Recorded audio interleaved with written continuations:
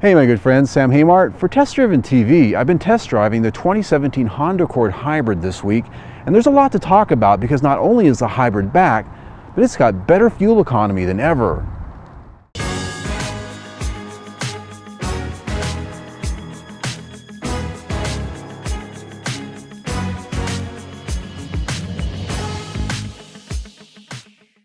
As always, before we get out on the test drive, we got to talk about styling just a little bit because there's a lot going on here. It's got a big, huge expanse of chrome, what Honda calls the flying wing grille. On each side of it, this is a touring, so this has LED headlights on it, and they're actually quite complex to look at.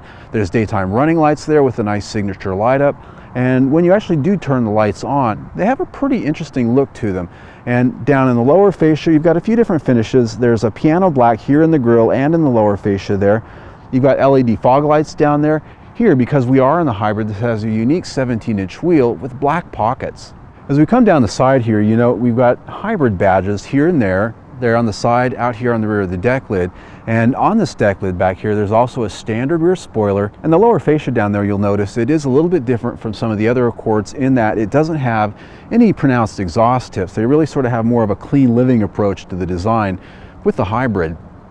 The interior of the Accord, one of the better in the class, I think. Honda, in my opinion, has always had a very high quality materials, fit and finish on their interiors, and this is no disappointment in that way. It's got a nice wood grain trim. It's definitely fake wood, but it doesn't look bad at all.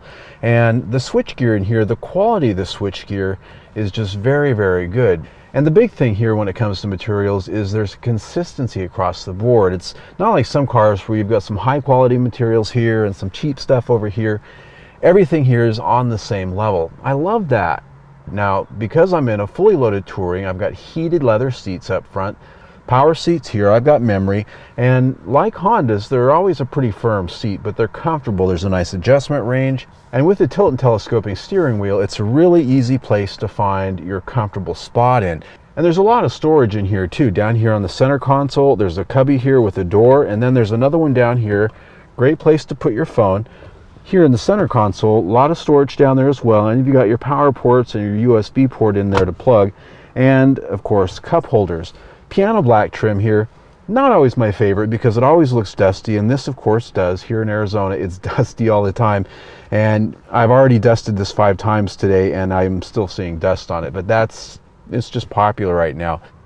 The space back here in the rear seat's actually pretty generous, as you can see. Now I have these seats about halfway forward, halfway back, set for my height, about 5'9", and I've got a lot of legroom here, as you can tell. Headroom's very good, and we do have a sunroof here, and that sometimes does take some of the headroom.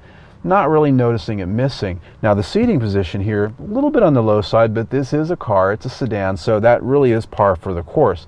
One nice thing is not only are these really nice leather hides, but these are actually heated here on the touring. Not something everybody in class offers. And of course you've got HVAC vents. The one thing I will point out is that the seat backs here, they do not fold down. You don't have that 60-40 split, and that's because the hybrid battery pack actually sits right here behind the seat back. And looking in the trunk there, you can see that actually cuts into the trunk space just a tad. Not a lot, but you do lose some space by going to the hybrid here. Underneath the floor, you'll also find an emergency inflator. There's no spare tire here with the hybrid. Overall, I'm very impressed with this interior. It gets 5 out of 5 stars. Of all the cars that are in this class, I think this has one of the better information display and infotainment systems here. You've got 2 screens, one up there. The one down here is the touch screen, and you do all your controlling and your menus here. But the other screen up there allows you to choose what's displayed up there. And the reason that's a cool thing is because you're not trying to cram all that information onto one screen. So if you've got a nav map up, you've got a lot of different things with your radio, you can have that stuff spread out on 2 screens. Even look at some of your metrics like your trip information and things like that. That part I like very much. What I don't really like is the fact that there are very little, if any, hard controls here for your audio navigation. You've got a slide bar here, which is a touch sensitive thing for the volume. There's no volume knob, there's no tuning knob. So if you want to tune stations, if you want to do volume, you're forced to do this tap and peck thing. Now I will concede there are buttons over here on the steering wheel that you can use, but I'm just a knob guy. I like to be able to just reach over there and hit a knob really fast. If you're driving, to me it's a lot easier, and it's just something that Honda is doing right now. I do suspect knobs will be back in the future though. Now the audio system sounds absolutely great. One of the high-end audio systems here in the class, I think. Honda should be very proud of it in that regard. And the nav system with the Honda Link, it's tied up to live information. That works very well too. So this is really a 5-star system, if not for some of the ease of use issues I talked about with the lack of knobs and hard controls. It gets 4 out of 5 stars. Now one feature, before we get on to some other things that I really do like, is this Honda Lane Watch system here. It has a camera on the right mirror over there, and so when you turn on your right turn signal, the screen lights up there and shows you a view of your right lane that you can't always see in your mirror. It even gives you bars there, and it lets you see how far those cars are that are maybe off your corner back there, and gives you a good measure on changing those lanes. Now obviously, if you're a good driver, you don't need these things, but it's a very cool feature. I like it. Under the hood here, there's actually quite a bit going on. You've got a 2-liter gasoline engine, this one with 143 horsepower. Now it's connected up to a hybrid CVT with a very powerful electric motor in there. That electric motor has 181 horsepower all by itself. Now, when we combine these two, you have a total system horsepower of 212. And when it comes to fuel economy, the EPA rates it at 48 mpg combined. So the first thing I got to get out there is the fact that I haven't found very many hybrid cars I really enjoy driving too much, because they're about getting gas mileage. They're not about pleasing the driver in most cases. And so a lot of them are really like driving some kind of punishment device, like it's a car that you were given to, pay for some kinds of transgressions in your past life. So getting into this car here, the first thing I was actually pleasantly surprised with is the fact that this hybrid system is actually not that bad to deal with. It's actually, I might even say, somewhat fun, and that's for a number of reasons. The first reason is obviously it has more horsepower than most in its class. 212 horsepower is pushing the envelope here in this class. The other thing is it has a very strong EV mode, so when you lay into the throttle, it'll actually give you a little bit of power from that electric motor before it actually starts kicking in the gas engine. A lot of hybrids, if you drop more than a feather on the gas pedal, it kicks right out of EV mode. So it's a strong EV mode, and even though we're not on the freeway, I can tell you that it'll actually power this car down the freeway at freeway speed 65, 70 on electric only power, and that is one of the things that contributes greatly to its fuel economy. But driving around town is what most people are actually going to be experiencing with this in terms of getting that fuel economy. And here you see electric mode, there's a little light on the dash, and it's on a lot. And the transition between electric mode and gas mode, very refined here, and that's another nice surprise, because again, a lot of hybrids, when that engine turns on and off, you not only feel that sometimes in terms of a shudder through the car, but it's something that you hear. And so here it's almost imperceptible when that engine's coming on and off. The only time it really isn't is if you really lay on the throttle and everything just kind of comes on at once. Now there is a little bit of a leaf blower effect because this is a CVT, but it really isn't that bad. There are other hybrids out there I've driven that really make you feel like you're out there blowing leaves, and I am not kidding. So the big question always is, how does it go?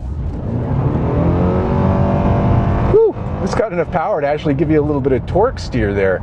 And I can't speed too much. I am in public here. So power is actually pretty good, and as I was saying, you do get a little bit of that leaf blower effect if you really lay into it, but it just isn't that bad.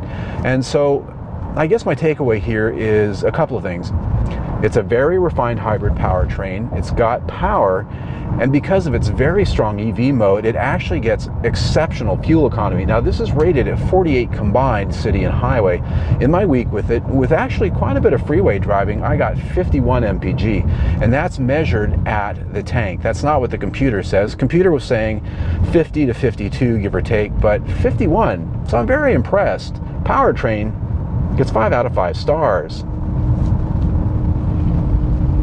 Now when it comes to ride and drive, like most Hondas I've driven, this has a pretty stiffly sprung suspension and pretty tight dampers. The steering, pretty light, so it doesn't have the high performance sports car feel in the steering so much, but the ride, definitely staccato. Look it up, it'll explain what I'm trying to say. It's just a very firm ride, and especially over tar strips and bumps like I'm going over right now, that really does translate through into here. In fact, sometimes a little more harshly than you might think you get in a sedan like this. But The upshot of that is it gives you a pretty nice handling feel. Now on the freeway, ride's pretty quiet. I will point out that these tires do tend to be a little noisier, a little bit more slap going over some of these bumps and tire strips. But overall, I'm pretty impressed with it. It at least has a bit of a handling feel that you don't always get in a lot of cars like this, especially with some of its competitors. So chassis gets 4 out of 5 stars. When it comes to the measure of quality, I think most people look at Honda and have pretty high expectations. I do. And so when I looked at this car, I really gave it a little bit more of a once-over than I normally might. And so in that way, I was pretty impressed. The paint finish was very good. The fit and finish, all the body panels, everything lines up really well. No rattles in this thing, and the interior just very well put together. So quality gets 5 out of 5 stars. On the topic of safety, the IIHS rates this as a top safety pick plus, and that's because it gets good ratings in all their crash tests, especially that brutal small overlap crash, and it offers a superior level of crash prevention systems.